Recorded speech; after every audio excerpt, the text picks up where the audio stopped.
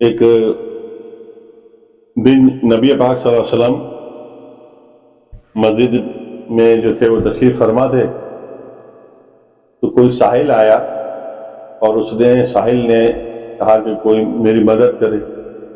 تو اتفاق سے جو صحابہ کرام بیٹھے ہوئے تھے، لازمی ان کے پاس مدد کے لیے اس کے لیے کچھ بھی نہ تھا، تو نبی پاک صلی اللہ علیہ وسلم نے حضرت سلمان فارسی سے کہا کہ سلمان فارسی اس ساحل کو جو ہے وہ مولا علی کے گھر لے جاؤ، بی فاطمہ سے بولنا سلام اللہ علیہ سے کہ جو کچھ بھی ہے وہ اس کو دے دے۔ حضرت سلمان فارسی جو تھے وہ شخص کو لے گئے، لے جانے کے بعد حضرت بی فاطمہ زہرا سلام اللہ علیہ سے ارشاد فرمایا کہ نبی پاک صلی اللہ علیہ وسلم نے بھیجا ہے، ایک ساحل ہے اور اس کی کوئی مدد کرنی ہے۔ اتفاقاً ان کے گھر میں بھی کچھ نہیں تھا، لیکن نبی کی بات، ساحل آیا ہوا ہے، اور اہل بیت کا یہ معمول تھا کہ کوئی بھی ساحل جو تھا ان کے در سے خالی ہاتھ نہیں جاتا۔ تو اب کچھ چیز موجود نہیں کھانے پینے کی، تو انہوں نے اپنی چادر مبارک جو تھی وہ حضرت سلمان فارسی کو دی اور کہا کہ اس کو بازار میں فروخت کر دیں اور جو اس کا ہدیہ بنتا ہے وہ اس ساحل کو جو ہے وہ دے دیں۔ تو حضرت سلمان فارسی جو تھے وہ چادر مبارکہ اپنے سر پہ رکھ کر بی فاطمہ زہرا سلام اللہ علیہ بازار میں گئے، تو ان کو پتا تھا کہ یہودی ہے یا عیسائی ہے، اس کے سے میں بات کرتا ہوں۔ اس کے گھر گئے، اس کے گھر جانے کے بعد کہا کہ کچھ پیسے کی ضرورت ہے اور یہ چادر مبارکہ ہے حضرت بی فاطمہ زہرا سلام اللہ علیہ، اگر تم خرید لو تو اچھی بات ہوگی۔ تو اس نے کہا کہ ٹھہرو، وہ اندر چلا گیا، گھر گیا، کوئی صحیفہ جو تھا وہ لے کے آیا۔ تو اس نے کہا کہ یہ چادر تم کہہ رہے ہو کہ بی فاطمہ زہرا سلام اللہ علیہ کی ہے؟ تو اس نے کہا جی۔ تو اس نے کہا کھولو اس کو۔ اب وہ چادر حضرت سلمان فارسی نے کھول دی۔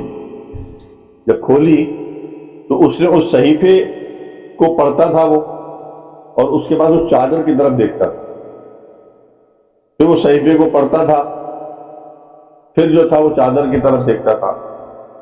یہی تمام چیزیں وہ دیکھتا رہا اور صحیفہ پڑھتا رہا۔ اس کے بعد پھر اس نے کہا کہ میں اس کو طے کر دو، طے کر دی گئی۔ وہ اندر گیا، کچھ اشرفیں لے کے ہاتھ میں آیا اور کہا کہ چلو تمہارے نبی جو ہیں وہ کس جگہ بیٹھے ہوئے ہیں، مجھے ان سے ملنا ہے۔ تو حضرت سلمان فارسی نے کہا بھائی میں تو چادر کی اس میں آیا تھا، تم کہہ رہے ہو کہ وہاں چلو۔ کہنا نہیں، مجھے ان سے ملنا ہے۔ بہرحال حضرت سلمان فارسی جو تھے وہ اس شخص کو لے کے وہاں گئے۔ نبی پاک صلی اللہ علیہ وسلم بیٹھے ہوئے تھے۔ تو جب بیٹھے ہوئے تھے تو اس نے بولا کہ یہ چادر جو تھی بکنے کے لیے آئی آپ کی شہزادی کی۔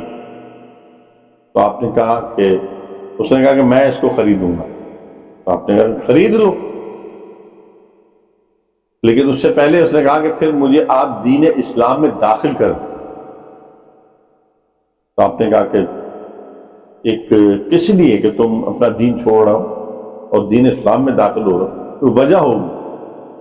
تو اس نے کہا کہ جب یہ چادر میرے پاس آئی اور میں صحیفے پہ پڑھتا رہا، جو ہمارے پاس ہمارے اوپر جتنے بھی گزرے ہیں انہوں نے یہ مجھ تک پہنچایا صحیفہ، تو اس پہ لکھا ہوا تھا کہ آخری نبی صلی اللہ علیہ وسلم کی صاحبزادی کی چادر بکنے آئے گی، اور اس میں اس جگہ پر یہ چھید ہوگا، اس جگہ پر یہ پیون لگا ہوگا، اس جگہ پر یہ جو ہے نقش بنا ہوگا۔